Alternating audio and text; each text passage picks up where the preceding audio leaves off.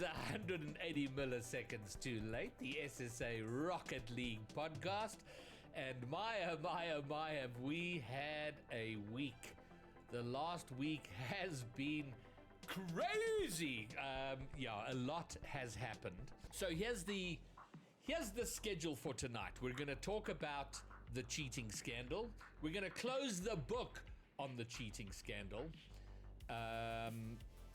Then we're going to have a recap of the weekend. What happened, who played who won who, like the big moments from the weekend. We're also going to have the statistical top performers for that. And we'll have Bromeo on to come and talk about that. And then we're going to talk a little bit about Rostermania because it has already begun. There's already a bit of chaos. So we'll have a look at all of that for a bit. And then the last segment, we're going to talk about mixed region teams for Split 2 in SSA, and a little bit of an initiative that has begun that I'm very excited about, that I think is going to be enormously beneficial for SSA. We'll talk a bit more about that. Let's get into it. This is going to be my last word on this topic. After today, Rio, Motion, Nugget, their manager Laugh, their owner So Win a Lot, and everyone who supports them will be given zero airtime from me. And that'll be the case until such time as I see a genuine effort from them to accept responsibility for what has happened and make some kind of effort to repair the enormous damage they have done to our region, to RLCS in general, and to their comrades in Europe. You know, for 24 hours over the weekend, this was the most talked about thing in RLCS, in all of RLCS around the world. Everyone had their popcorn out and they were watching SSA. They were watching this cheating scandal. In fact, it almost overshadowed the retirement of Squishy Muffins, which I was getting rid of, which would have been a tragedy. Fortunately, Squishy Muffins is enough of a goat that he began to overshadow the cheating scandal. Now, this topic has been talked to death. It's been on almost every podcast in the world that covers Rocket League. I've seen at least 4 YouTube videos about it. And it's the same things that go round and round. Did they cheat? Is it really wrong? The format is stupid. The rules are stupid. There's no real proof that they did anything wrong. Quite simply, here's my take. Yes, they did cheat, and they are cheats. The definition of a cheat is someone who is to act dishonestly to gain an advantage. That's what they did. And is it wrong? It is most certainly wrong. The rules may be stupid. The format may be stupid, but the format is what it is. The rules are what they are, and they broke the rules knowingly. If the rules allow you to forfeit a game, to throw a game, then fill your boots. Have at it. But the rules as they stand now do not allow it, and they broke those rules. And then there's the question of proof. The statement from Epic was the statement, and I am pretty familiar with what was done in the background to that Epic came to this decision. And let me tell you, it was not a light decision. There was extensive work done. It's a historic decision, and honestly, it's a decision that could make or break competitive Rocket League. They had to get this right. So all the crying that was done is irrelevant. It wasn't just the clips that everybody got to see on Twitter. As funny and as damning as those were, it was far deeper than that. And let me tell you, these guys stand no chance of that decision being reversed. I've heard Sir Win-A-Lot has said that he wants to sue Epic. And if he does, he's about to bury a lot more than the $10,000 he already paid to get this roster here for their ill-fated holiday. So that's my take on it. And now we haven't heard much. Everybody has had their say, but we haven't heard much from people directly involved. And I have someone who was directly involved and was around for it, and that is Psycho. He's the coach for Next Aqua Vitesse. So I'm going to bring him in here. Hello, Psycho. Hello. Right out the gate, I'm going to tell you what I know because you and I chatted a bit, but you were almost immediately in touch with admins. So I'm going to hand over to you. You tell us from your perspective what went down and what you did. Yeah. So I suppose the best place for the story to start is just the lead up. So obviously we already knew the situation. We already knew the possibility for YMC to potentially play Limitless in quarters and for that whole situation to go down. Before the note was even out there that they'd be flying over there and competing in Reunion. So from our side, preparation as usual. We're going about our business, scrimming teams, doing our best. We did play a scrim against YMC the day before the competition, and they looked absolutely unstoppable. That would have been Thursday then. Yeah, on the Thursday. So they'd already had the car accident. They'd already broken their GPUs. Yep. They'd already had a dead monitor. Yep. Okay. Yeah. So at that point, all of that sort of funny stuff has already happened. They've, had a few tragedies here and there whilst they've landed. Kind of sucks. It is what it is. Luckily, none of the boys were hurt or anything like that. So business as usual as far as we were concerned, and they were too. Played our scrims. They took it super seriously, as far as I can tell. All of the games, they completely outperformed us. That is being as blunt as I possibly can be. They absolutely destroyed us. No issues whatsoever. I think we played 7 games. They beat us 6 of them, I think, or maybe all of them. It was a really impressive scrimming from them. I know they played other teams as well, and I know that it was a similar sort of affair. They were playing well. So at that point, we're thinking, you know what, this is a team that is really here to, not just compete, but to win it all when it comes to the regional. And I genuinely think that they had the potential to be winning it as well, or qualifier rather. So qualifier 3, in terms of my predictions, I would have said YMC probably win this time around just because they looked that hot on their toes. Limitless, pretty close behind, but, that's an argument or conversation anyone's going to have. And it can sort of go either way if they're both performing to the best of their abilities on the day. So move forward another day, and it's the actual time for the qualifier. And obviously there is that thought looming in the back of your heads that they might try something stupid. You don't know if it's going to happen. You don't know if it's not. You just have to prepare as usual. So day of the competition, they look incredibly strong. They're 2-0 up in series. Everything's perfect as far as they're concerned. They look incredibly strong. There's no technical difficulties bar the late entrances to series, which I think was a little bit of a small thing that people didn't really care to think about at the time. I think they delayed each series. Go on. I just wanted to interrupt you there. Were they delaying from the beginning, like from the first series in Swiss, or sort of around the third series when they were playing you? Yes, so I'm not going to say stuff that I don't know, but as far as I'm aware, they delayed a lot of the series. Okay, gotcha. I know they delayed the one against us. I know they delayed the one after that as well against, was it Mongolia? Bonjour. Mongolia, I think. Bonjour. The one against Bonjour as well. So, again, nothing really to think about. That was the only sort of odd behaviour. If y'all don't follow Greybeard, my perspective in terms of the series itself as well, Game 1, absolute stomping as far as they're concerned. They won, I think, 6-2 or something. And after that game, I was thinking, okay, they're here to play. Because that sort of game result, in my opinion, was sort of going to tell, are they going to try and game the system, or are they going to try not to, really? And I mean, coming out the gates with 6-2, it's kind of obvious they're here to play.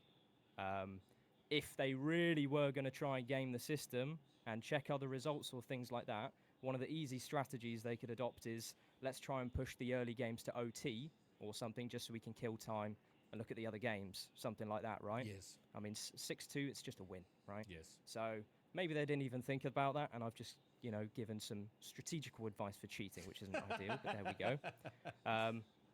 Either way, Game 2, sort of normal, something a little bit different in terms of what I could see. They weren't playing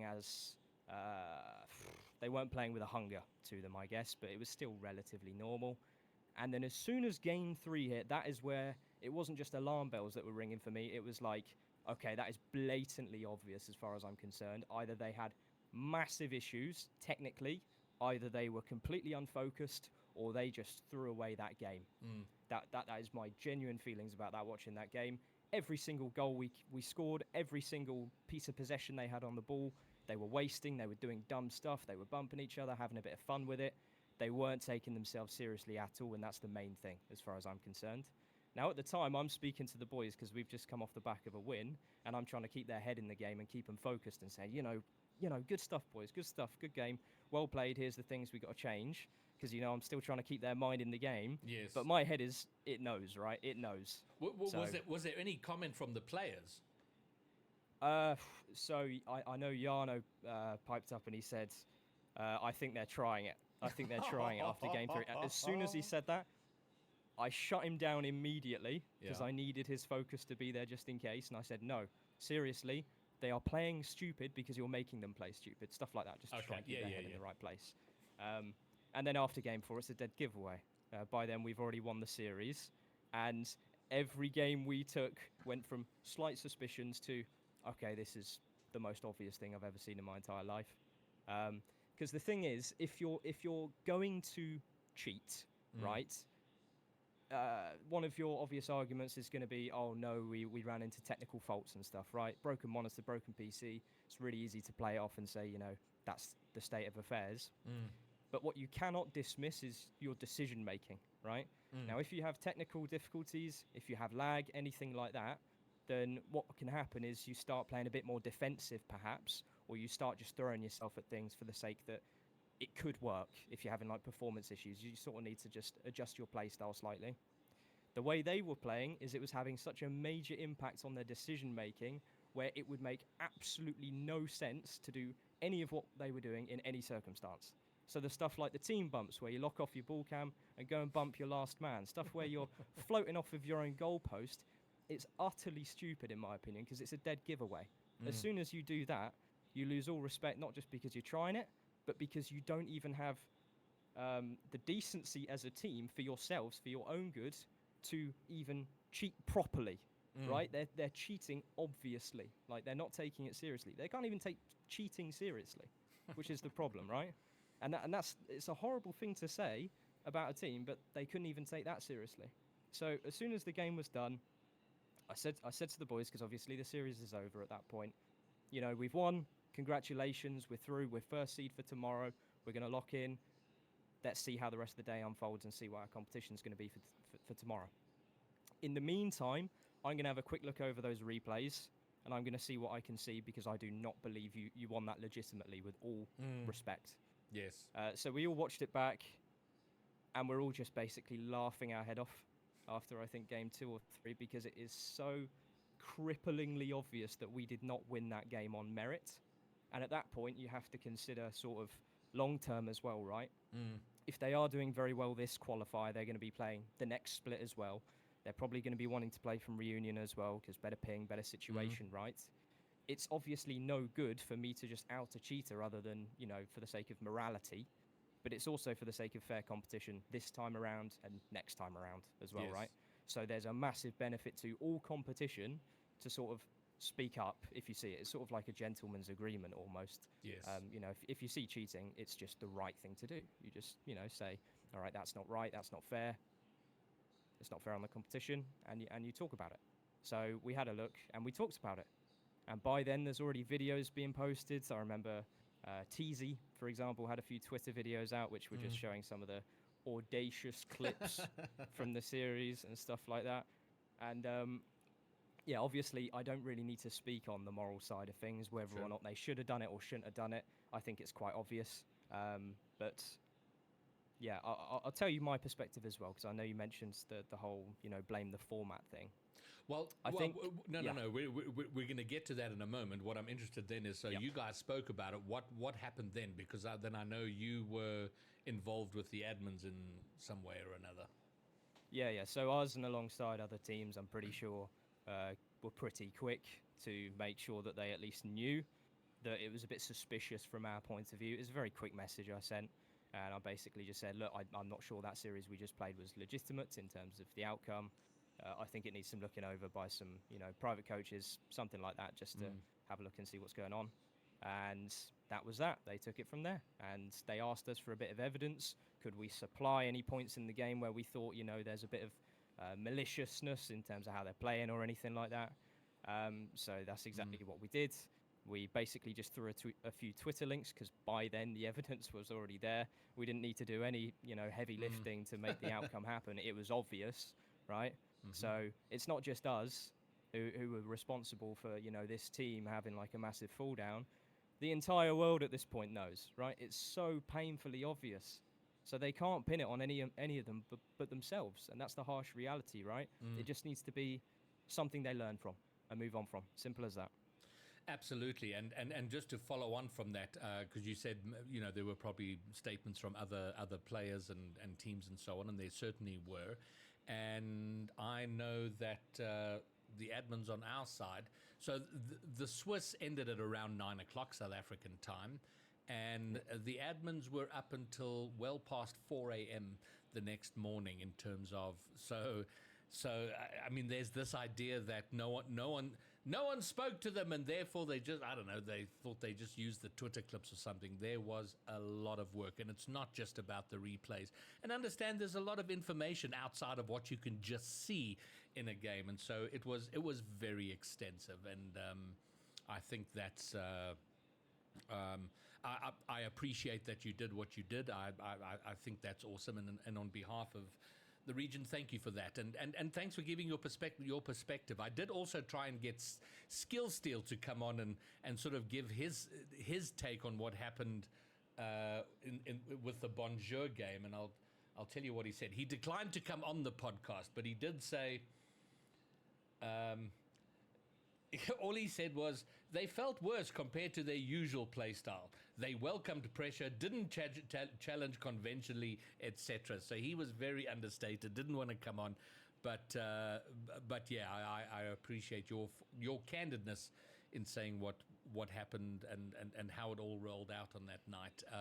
And hopefully this goes some way to further allay any fears that this was some kind of rash, knee-jerk decision. And done for any other reason than competitive integrity. But now let's get on to your perspective. So you were going to elucidate a little bit on things like format and so on. So what is your take on all of this? Yeah, so in terms of gaming formats, I mean, I've been like a tournament organizer just on the side for quite a few years, just whilst I've been in the Rocket League space. Those are always considerations if you're going to do sort of a long-term format, if you're spreading something across, I don't know, multiple game days of competition. How do you try and make it so that the competition is fair, format-wise? I think Swiss is incredible in terms of it's very good at matching teams as closely against one another as possible, right? Because you're playing teams with the same win percentage. It makes logical sense, right? But in that sense, if you have that sort of like a preliminary format before something else, it's also the easiest system to game for the next format that follows from that, whatever that is, whether it's single elim, whether it's double elim. It's very easy to influence your seeding because you have very precise control, really. So if anyone's going to be complaining about format, the only thing that I think can be gamed easily is Swiss. And I think Swiss is probably the most well-loved format for competitive players, right, and viewers. So everyone who's saying blame the format, if you're going to come up with a better format, which isn't group stage, I'm not sure what you can say. Group stage is always going to be fair, right, because you're playing absolutely all of the competition, but then it's not so much of a spectator affair. Then it's not so involving for everyone else as well. Doesn't make it as interesting. Nobody likes a group stage. It's boring. You know the winner, you know the loser halfway through the competition, right? Yes. So in terms of formats, I don't know what else you can do. I think Swiss is absolutely fine. Yeah. Well, I mean, I think there are formats across all titles, traditional sport, e-sport, and all of them have problems. There's groups have problems. WLIM has problems. Swiss has problems. There's problems in all of it. So, but it does then lead to the next question, and there are some people who have said, well, if you can game the system to get an advantage yourself, they should be allowed to do it, and the rules are kind of stupid that it doesn't allow it. And personally, that take blows my mind. What is yours? I mean, my take is it's stupid, because if you're a team that wants to be winning everything, you should probably give it your all to try and win everything. Because if you're putting in a performance and you're playing to win this time around, you're going to learn and improve for the next time around, etc., etc. People are very short-sighted in that, okay, I'm going to try and make a major this time around by doing this really risky decision to throw 2 series and hope for the best in quarters. I mean, that in itself is very brave, And you can argue, if you manage to do that, full credit to you as a team.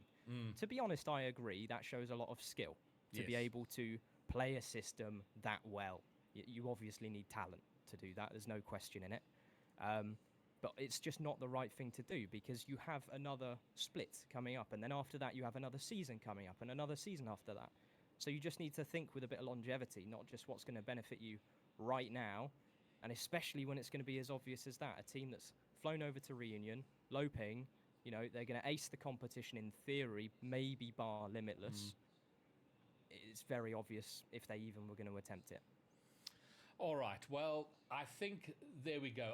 I'm happy to pretty much bring it to a close. If y'all there. don't follow Graybeard, you need to get in there. Honestly, the first 24 hours were nuts in terms of Twitter and streams and whatever. And then there's, as you know, it's been post-mortemed a hell of a lot since then. And we are where we are. The decision was made, and Epic applied the rules as it relates to their esport, the esport of Rocket League. And say what you want about the handling of Rocket League in general over the last few months. They've been very good with this sort of thing, that if they are the competitive integrity of the esport, they've been very quick to jump on and sort out. And this certainly is going to act as a deterrent for any sort of future efforts to do that. But yeah, what a time. And I know so much has been said. Oh, I actually wanted to. There were some fantastic tweets about the whole thing, and I actually just I just selected one because that was my favorite in the whole thing. Hold on one second. I just gotta find it. Give me a second. I actually got it. Yeah, this one here. All right, so there it was. So on the 19th of February, Young Money Clan tweeted with the flags, the British flag, aeroplane, Reunion flag, Regional 3. And then Heatsy on the 2nd of March had that in reverse. Reunion to England, Regional 3. I thought that was incredibly funny. I enjoyed that a lot. So a lot has been said, and as I said at the beginning of this, we are now done. SSA, we look forward, we look to the future to build and make ourselves better and have the sort of eyes on the region that we should have for all the right reasons. One of the comments made was that Young Money Clan brought a lot of viewers, and that is very true. They do have a following, or at least they did have a following, and when they were playing here, they did bring viewers. My take on that is quite simple. I would rather have 35 viewers that love this region and love the Rocket League that's being played.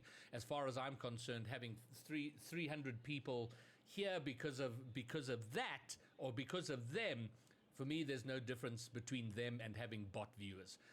There is no value in those sorts of viewers, so I'm quite okay with far fewer people watching. Having said that, though, our viewership over the weekend for the regional was pretty good, so that's my view on it. Now, Psycho, I know the split is over.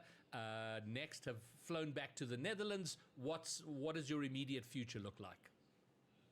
Yeah, so immediate future, for me, looking for jobs. I just filled in an application for one. I'm looking for full-time work. I want to work in esports. That's the goal. And whilst I have that time off, I'm still obviously trying to get involved with Rocket League. So coaching is the immediate thing that I think I'm best at. My playing days are up as far as I'm concerned. I have my highlights. You know, I'm satisfied. I don't think I'm going to be playing over an SSA or anything like that anytime soon. Okay. So just looking for a team to coach. Hopefully some passionate players with a lot of potential. So yeah. Excellent. Well, Psycho, I hope you enjoyed your brief foray over in SSA remotely from England with the team. And it's quite amusing how things change because word was, before we knew about the region restrictions being removed, we knew Gizu and his team were planning to come to Reunion, and there was some frustration about that. But once all of this rolled out, it was like, actually, you know what? I actually don't mind. I have come to appreciate the effort that those boys made in coming here, and they came in here just put their head down and did the work they wanted to do, rather than they didn't make a lot of noise. They didn't come smashing the furniture as they walked in.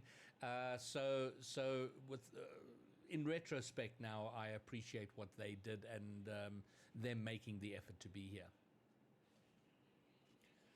All right, so I think that's going to wrap up this segment. So, Psycho, once again, thank you very much. I appreciate your candidness and coming out and giving us your view.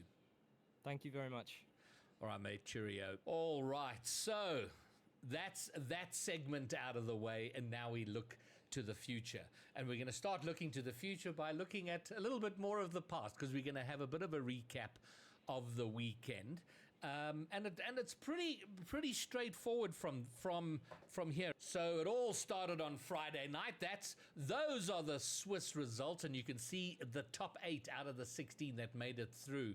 Next, Limitless, Bonjour, Astronic, 77 Blocks, Mongolia, Young Money Clan owned Esport, and I'm trying to just do a count here. What is that? 1, 2, 3, 4. So yeah, statistically, every top 8 has been pretty much half EU or half non-SSA and half SSA, and it was pretty much the same there. So that was Swiss there, and this was the middle. This was where all the trouble was. Young Money Clan came out of the blocks 3-1, 3-0, and then suddenly going down 1-3 to Next, 0-3 to Bonjour, and then they were absolute rock stars in demolishing White Rabbit Gaming in a sweep 3-0 in that final series. And then it brought us to the single elimination bracket on Saturday, and there you can see Young Money Clan were disqualified, so Limitless got a bye and went straight through to the semi-finals. And if there's one question I have, actually, it's the fact that there was that shenanigans in Swiss. It kind of messed up the whole bracket, and I was a little bit surprised, and I don't know how it would have worked, but you almost felt like Swiss had to be redone, because the seeding, who made it through, who didn't, was kind of all messed up by the activities and actions of that one team. So that did surprise me, but they decided to leave it. They decided to leave it as is. So Bonjour going up against Mongolia, and what a surprise that was. And I do know Guns had himself a massive PC issue, so I think he said he was playing on like 60 FPS. But man, oh man, that was a tough result for Mongolia. Bonjour, though, absolutely demolishing them there 4-0. And then Astronic and 77 Blocks. That was an epic series. How entertaining that was, going all the way to Game 7. Astronic, 77 Blocks, 4-3. And the German team of 77 Blocks, they were very frustrated because they had that series. They let it slip through their fingers. They were leading. They were, I think, 3-1 up, or something like that, and they should have won. They just didn't get themselves over the line, but Astronic goes through. And then Owned Esport against Next. I know Owned would have been very disappointed with that. I believe they've beaten Next before, whether it's in scrims or competition, I don't recall, but they wouldn't have been happy with that performance. Yeah, Jay, exactly. The 3-1, they did let it go there. And then 4-1. Next move through to the semi-finals. So all of those quarters were on Saturday. Then grand finals, championship Sunday. Limitless and Bonjour. Bonjour took the first game. And as good as Bonjour looked against Mongolia, after that first game at Limitless, I thought, maybe we'll have an upset here nonetheless. But that wasn't to be. Limitless coming storming out of the gate, winning 4 on the trot over Bonjour, 4-1. But that was Bonjour's best result in the entire split. So they seemed to get better. They took a long time to figure themselves out. I think they didn't play to their potential in the first qualifier, a little bit better in the second, but finally here doing far better. And then Next going down to Astronic, also 4-1, setting up the grand final of Astronic against Limitless. And Limitless doing the work there, just dropping one game in that series and taking it down 4-1 to be 3-time regional champions in this season. And that pretty much summed up the weekend. That was, yeah, I mean, it's been a very interesting split with all of let's call it the broadening of the competition. Far more teams. Keep in mind that up until the start of this season, we were getting around but 40, 45, maybe 50 teams signing up for every regional of RLCS. The highest peak was in the first season of 58 teams. But every regional this time had between 90 and 105 teams signing up. So certainly broader competition, and overall, I think very good for us. And now that that's out of the way, I think we're going to have a far better idea of how Split 2 is going to roll out, although there's going to be some crazy stuff. But I would like to now I'm going to bring in Lebromio, who's sort of taken up the mantle of the regional analyst and statistical, the gatherer of stats for the region. Hello, Bromio. Hey, how's it going, Graybeard? So what we wanted to get here, I mean, we've seen the bracket, we've seen who beat who, but now we want to see who are our big performers over the weekend. So this is actually having a look at everything overall, because we've got a decent memory. We can remember exactly how this weekend just transpired because we've spoken at length. Limitless came out with another dominating performance, and you've had some standout performances from some really, really good players. But what I really, really wanted to look at tonight is, given the fact that all of the qualifiers for Major 1 have now been played, I took all of the data from Qualifier 1, Qualifier 2, Qualifier 3, threw it in a big pot, and asked it to spit me out some statistics based on who have been the strongest performers, not just from this past weekend or even for just for the last little while, but since we started this year. Yes. So the stats you're going to see just now that we're going to share with the viewers is basically a collection of Qualifier 1, 2, and 3. Let's start with goals. Let's go with that. It's a nice, easy way to start. If you have a look at this quickly, you're going to see a lot of very familiar names. So basically, this ranking 1 to 10 is listed by total goals first, because I wanted it to award the players who have played the longest through Qualifier 1, 2, and 3. There are some notable mentions. There are some players who've been playing incredibly well for that 1 or 2 qualifiers that they made, but this list is your total goals scored across the 3 qualifiers. So To Die For coming out on top with a monster 87 goals. He's also very in the top 10 of average goals. Now, let that sink in, that a guy who's played every single minute of every single regional has one of the highest average goals. This guy just smashes goals in. But what's even more telling is the fact that the entire Limitless roster is in the top 10 list. Yo. Well, and that shows the dominance that they've been enjoying for this entire year so far. So I'm just trying to see SSA. Okay, look at that. So we got, all right. So SSA performing quite well in the top 3 there, which is good to see. Nugget making an appearance, which is fun. Gun skill, sweaty. That is actually really cool.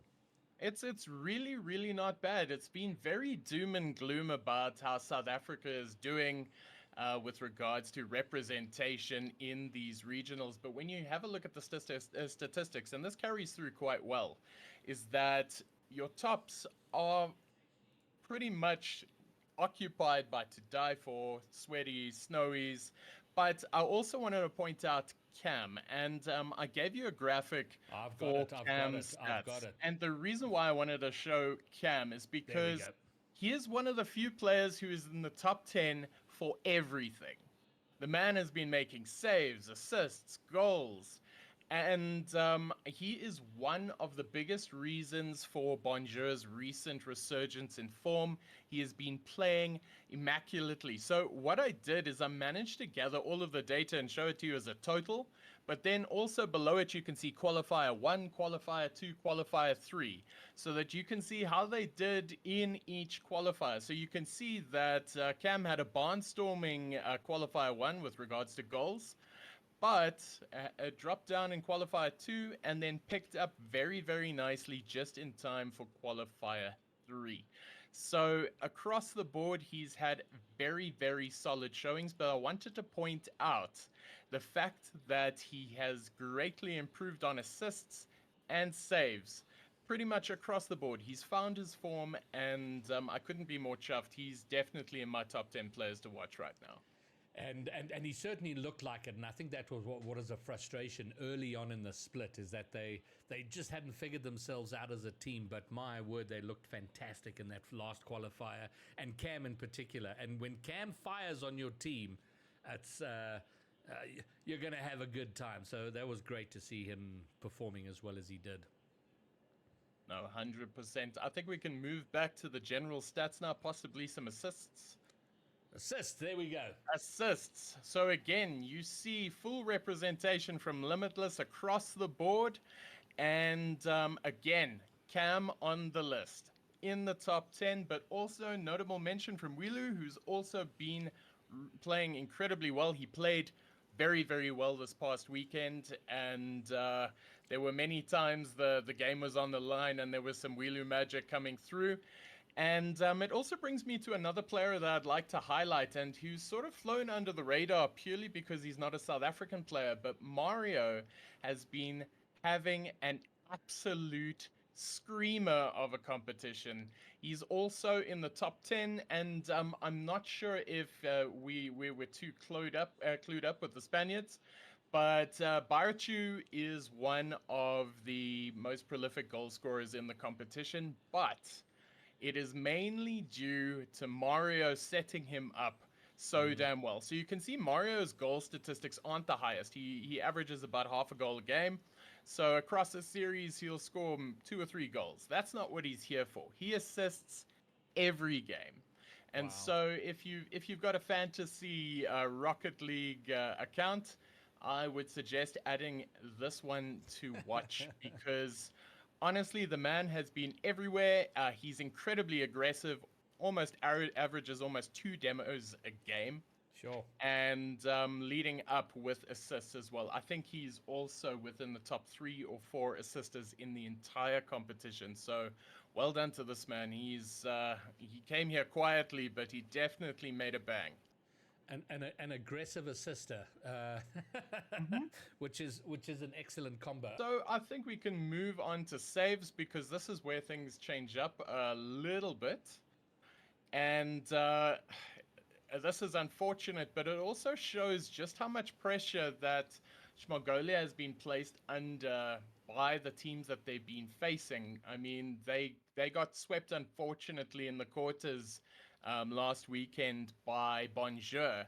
But these save statistics show that they are being put under a lot of pressure as a team, and they are saving, and it's getting them through to the final stage. They're being consistently good with Gunsworthy and Snoozy, and this is one of those team setups that differ a little bit slightly, and this is what I'm loving so much about this year's of Rocket League. You're seeing so many different styles coming through. Limitless plays with aggression and they want to assert dominance. Bonjour's all over the park. They're very fast. Mongolia, they don't score as many goals, but they set up from the back. They're generally forced to make a whole bunch of saves in the beginning, but then they launch on the counter. And I think that's been the biggest highlight for me as a viewer watching Rocket League, is that for the first time, we are seeing so many different styles being showcased in one competition at the same time. And I'm sure you noticed, but I got so many of my calls wrong when I was sitting on the desk. But it's purely because I didn't know how the styles would line up, because there's no way to know. And that made it even more exciting for me. And what I'm liking and I'm seeing on these stats here is Snoozy's been around now for about a year and a bit. He was with the Nkosi Ballers. And I was excited to see him come into the scene because he was a young player getting in there. And now seeing him starting to feature in these sort of top performing stats and so on excites me, because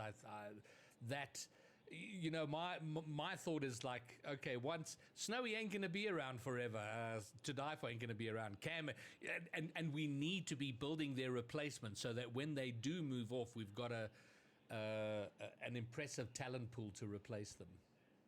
I completely agree there. I think a succession plan, although never fun to talk about, is definitely needed. And I think it's really, really cool that we saw a lot of teams sign up for the first time for RLCS, and I hope they weren't discouraged, because the longer they compete, the more acquainted they get, and the better they'll do. And who knows, maybe one day you'll be in a top 10, stat, and I get to talk about you for 5 minutes. All right, cool. What do you want to see next? Let's move on to demos, because I do want to talk about this.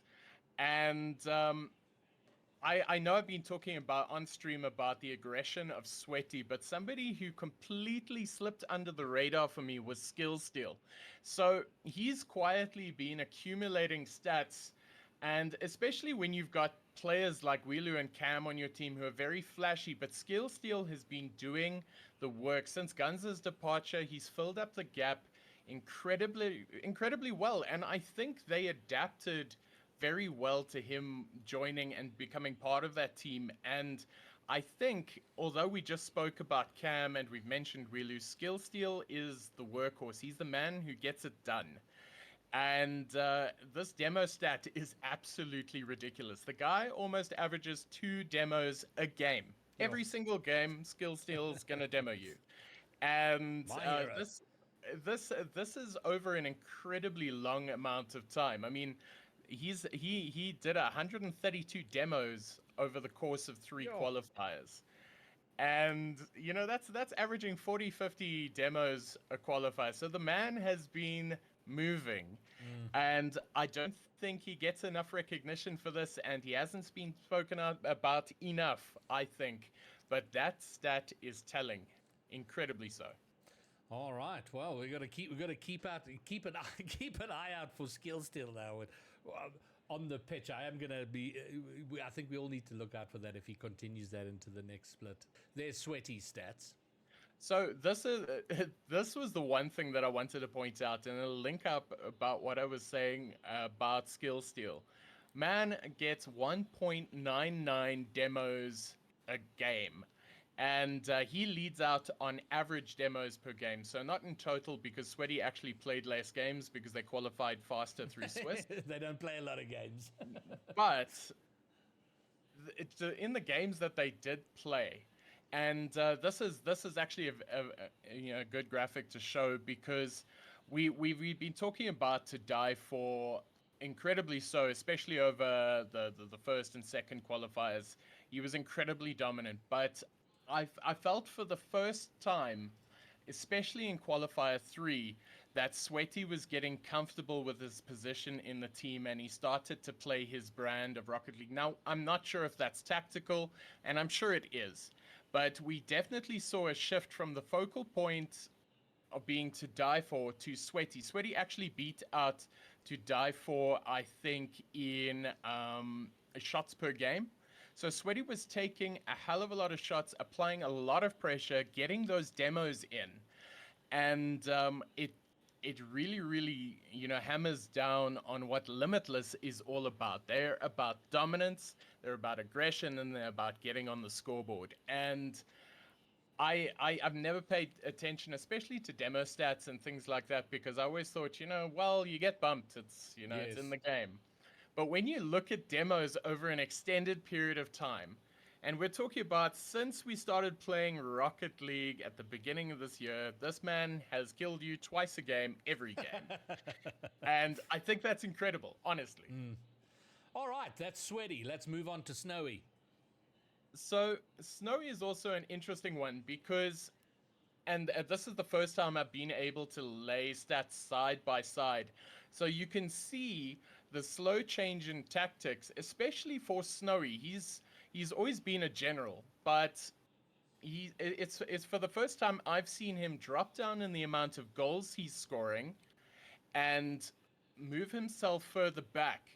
And you can see that he made almost double the amount of the saves per game that he did in Qualifier 2. That means that he dropped more passively back and allowed Sweaty to do his thing. And I know we just look at the game in front of us and we see the name pop up in the corner left and see him score a goal and we think, shit, that man's playing well. Yes. But credit has to be given to Snowy here because he is so versatile. He's shown that he can score goals. I mean, he was scoring 1.5 goals a game in Qualifier 2. Yeah. But when the situation required, they adapted. They changed their tactics. And I think that's incredibly cool. And for the first time, we've got access to all of this information. Now we can start to see those sort of slow movements because we watch Rocket League from weekend to weekend and each one is a new one. But now we remember, we can see. Well, and it's only going to get deeper from here. I get incredibly excited about this all. Well, there you go. That was awesome, and I'm looking forward to see how this develops and deepens as the next split gets underway. So, Bromeo, the resident analyst, thank you very much. Thanks so much for having me, Greybeard. As always, we'll see you again soon, mate. Cheers. All right, so we got just 2 segments left. And the next thing I briefly want to talk about is Rostermania, which is already getting underway. I said a couple of weeks ago, the only rosters that I think are going to stay together for Split 2 are Limitless, Bird, because they've been together for like 2 years now, and then finally Owned, which is Galaxy, Defunct, and Heatsy. And I was absolutely convinced, and then got the shock of my life today when I saw that Galaxy's LFT. So what the hell do I know? Obviously not enough. But let's have a look, because there've been a lot of tweets out already. So if we have a look here, these are just some of the tweets that have come out in the last few days. Jano looking LFT for next split, playing from Europe, and as we found out from Psycho, the whole NXT team are back in the Netherlands, and there's a bit of uncertainty on what they're going to do and what's going to happen, but certainly Jano is LFT. So he's LFT. Oh, I've got Jano there twice. That's helpful. And then Guns is now LFT. So that roster is Mongolia's roster is no more. And then there were a bunch of other tweets as well. Happy Meal. This is a first for me. I'm officially LFT, hardworking, and I still think I have it in me to get good results. And then Casper, White Rabbit Gaming, and I are LF2 for the rest of the RLCS season and upcoming VS season. If you're interested, please pop either me or my manager, blah, blah, blah. Stratic is LFT. So, in fact, Machtfish, just before we went live, he posted in our little caster group all the players that are LFT. So Jano, Casper, Daps, Guns, Tristan, Happy Meal, Creamy, who's an EU player looking for opportunities in SSA, Marmone, the less said about that, the better, Galaxy, and there are others. There's Tristan, there's Stratic, and others. I'm sure in chat you can probably tell me who else is LFT, but there are a lot of them. So Rostermania is officially underway. And we'll be covering that in detail as it develops. Now, leading on from Rostermania leads me to something quite important, I believe is important.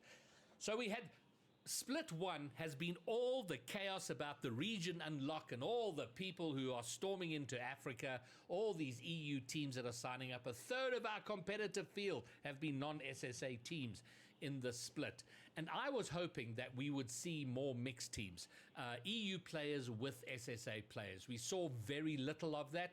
We saw some kind of pickup teams toward the end, but that was kind of a lot of fun, but nothing sort of serious. And I'm hoping that's going to change for Major 2. And while all the cheating stuff was going on over the weekend, I got a message from someone that I was in touch with a year and a half ago, maybe 2 years ago. In fact, I'm convinced I made a video with him. A coach out of EU by the name of Chaos, and he was really, really angry about the whole YMC thing. And then we got chatting, and he said maybe I should get back involved and pick up an SSA team to coach. And I said that would be fantastic. Let's look at. And I was giving some ideas of players and teams and potentials and all of that sort of thing. And as our conversation went on, he then said, well, why don't I play and pick up 2 SSA players? And now I want to talk about how our conversation has evolved from there. So I'd like to welcome, next up, on 180 milliseconds too late, with me, Chaos. Hello, Chaos. Hey, how are you doing? It's been a while, hasn't it? And we did do a video, right? I think we did, yeah. I think we also did sort of a podcast segment as well back in the day, yeah. Okay, that's probably what it was. Okay, well, to get things kicked off, why don't you give us the brief history of Chaos, who you are, and how you come to be in the position you're in. So I'll give the floor to you to kind of intro yourself. Well, as a lot of people in this beautiful esport, I've started playing when I was quite young. I think I was like 15 when the game launched in 2015. Started playing on the PlayStation. Fell in love with the game. Quickly got involved with like local esports scene here in Belgium, as I'm from Belgium. Watched the whole scene develop. I've been playing. Rather soon, at least at that point, there were a lot of people that were better than me because of SARPC. A lot of people played SARPC as well. Sure. So I did a little bit of playing. I did some casting, as I loved that as well. After the casting, the whole casting thing, when things started to slow down in the Benelux region, I went over to coaching, and I worked with some very fun people. I've worked with people in South America. I've worked with people in Oceania. I've worked with people here in South Africa. I've worked obviously with people in Europe. So I've been all over the place really with coaching, and I've been looking for cool projects to help with. And then obviously with all the shenanigans that have been going down here in South Africa, it got my attention back to this region again. And as I remember working with some very cool guys here in South Africa before, I remembered all of the good times we had together, and then I thought like, why don't I just go back to South Africa and coach like a team to try and get some touch with the region again. And then obviously we started talking, like you said, and we came to the idea that we have now. All right, cool. Well, I'm going to let you get into that, but to set the scene for that, so here's my thought. There are more and more names coming to notice, young players, and when I say young, I'm talking as young as 12, 13, 14, 15. So some that are too young to participate in RLCS, but now the age is 13. So a lot more that can participate. And I remember years ago when I was first getting into the broader community and I was having a conversation with Snowy, and there is the problem, young players, the quality of the knowledge, coaching, and instruction you get, you can be set off on a kind of a wrong path because they say, oh, this is very important, learn this and you'll be good, and you're not very good at the game, so you just go there. And so my thought is, how do we take the best advantage of these young players that have so much potential for the future of RLCS in our region? Like, what's the right way to channel them? And so our conversation kind of led to the idea of a coach, a player stroke mentor for younger players. So let's kick. Well, here's the simplicity of the idea. So an experienced player with a lot of and preferably someone who has coaching experience as well comes to play in SSA, picks up 2 SSA players, young players, and then forms a team with them. And they go on this journey to kind of learn the game and what it means to compete at the highest level. So there's a bit of coaching, playing, all of that at the same time. So, Chaos, over to you. Well, I think it depends on the person, obviously. For me personally, I still love playing the game. I love to be hands-on. I still play the game quite a bit, actually. I might not be in the top tier in Europe, obviously. I never was, but I can still hit the ball, so that's at least something. But yeah, like I said, it could depend. You know, for me personally, I love to play hands-on. Some other people from Europe might prefer a more hands-off experience with coaching in general. But for me personally, I just thought it would be so much fun, especially for myself to play again and compete again because I love to do that. And what other way than to just try and get some new flesh, like we call it, to grab two players, like you said, from SSA that are young, that are inexperienced, and try to help them develop, help them become as well as good players as well as professional players, because you want to be able to combine those. You're a competitive player and you're a professional player in the server, but also outside the server. So that's something that I want to try and combine and help these kids understand that it's not all about just inside the game and the server. It's also outside. It's the mentality. It's the work ethic. It's everything around that's very important as well. All right, and we don't need to go into detail of who you've spoken with yet, but I know I gave you a bunch of players that I'm aware of, young players Yes. who I think who seem to have some natural talent that can be shaped and developed and guided and so on. And we've been speaking a lot, so maybe in broad terms, give us an idea of what you've been doing on that and how close you are to finding the players you want to compete with. Well, like you said, you've forwarded me some names, and I've looked into them. I've watched some replays, or at least the ones that I could find on ball chasing, since short doesn't really auto upload infinitely anymore. Apparently, for some reason, I think they still do for like people that have the pro tag, if I'm correct, because I think from what I could see, literally every one of my replays are still uploading. But I could be wrong about that. Could be just something, I don't know. It at least looks like for me that it was still uploading all of them. Yes. But I got my hands on some replays. I watched them. I think that a lot of these younger players are mechanically very, very good for the region. Obviously there's still like a difference with NA and EU as well because of the competition that you can get. But I think that especially these players, with the amount of skill, pure mechanical, raw mechanical skill that they have, could easily just be a day 3 player, could be top 8, and maybe even move on from that. But the thing that I noticed is that there's not really a lot of insight in what happens in the game. There's not really a lot of structure. There's not really a lot of understanding of how the game is supposed to be played and what a smart way is to play the game and how to fully utilize those mechanical skills. And I think that's really what a lot of these young players should be focusing on. They should be focusing on the strategic aspect of the game, not really on the team level, but on the individual level. I think if you can understand how you as a solo player can provide the most help to your team, I think that's already going to be a huge advantage for everyone that learns that. All right, and how close are you to having your team? Well, I've talked to 2 players that were already planning on playing together in the next split, so they were actually in the sense looking for one at that point. So when I learned that, I think it was obvious that we were going to try and get a tryout scrim sorted, which I think we are.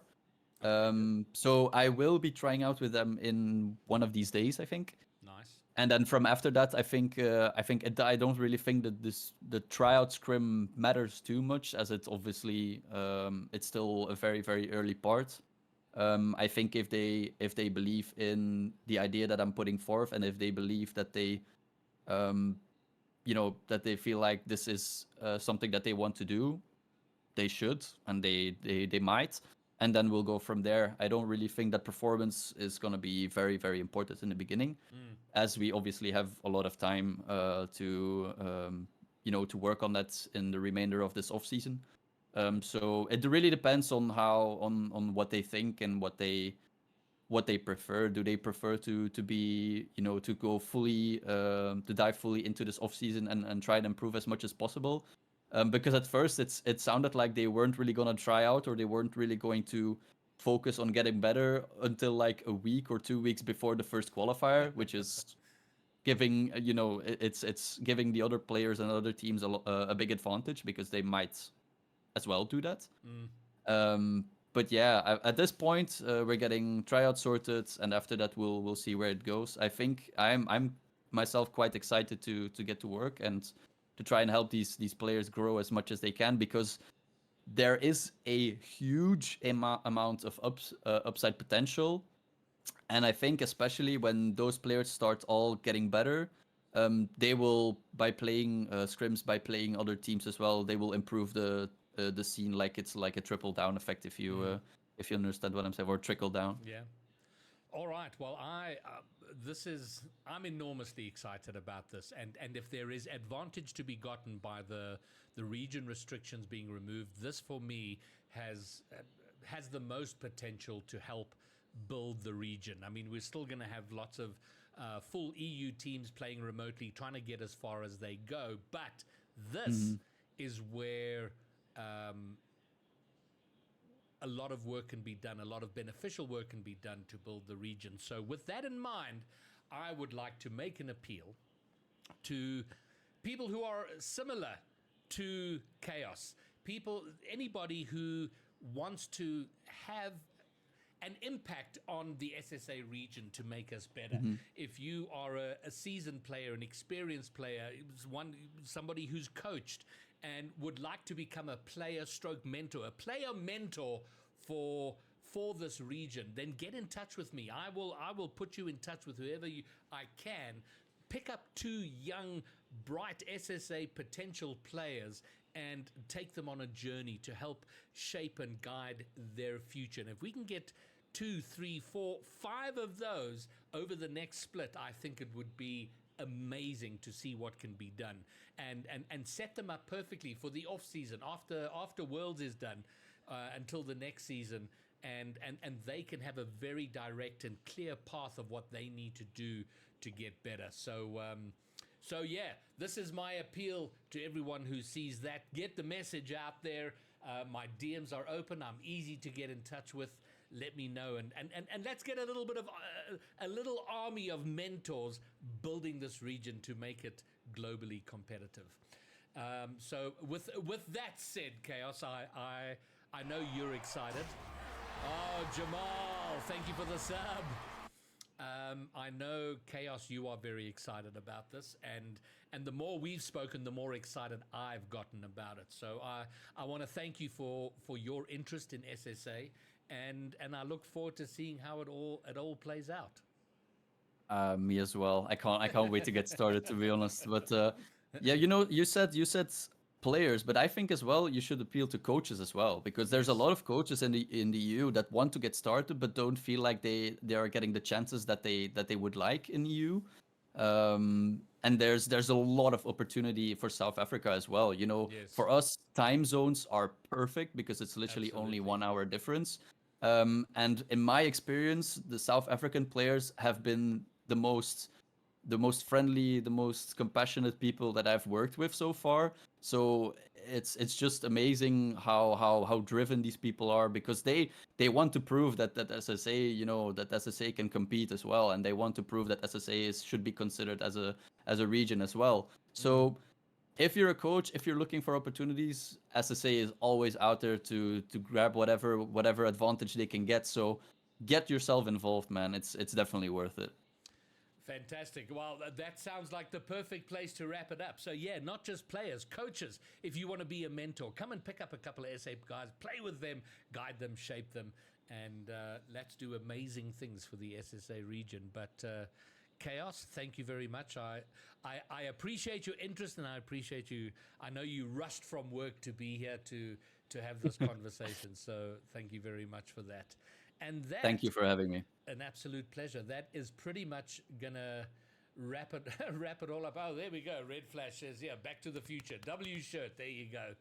All right, well, that's going to wrap it up for now. We will be back for other many, many amazing things as things roll out. But for now, from 180 milliseconds too late, the SSA Rocket League podcast. I'm Greybeard. Peace.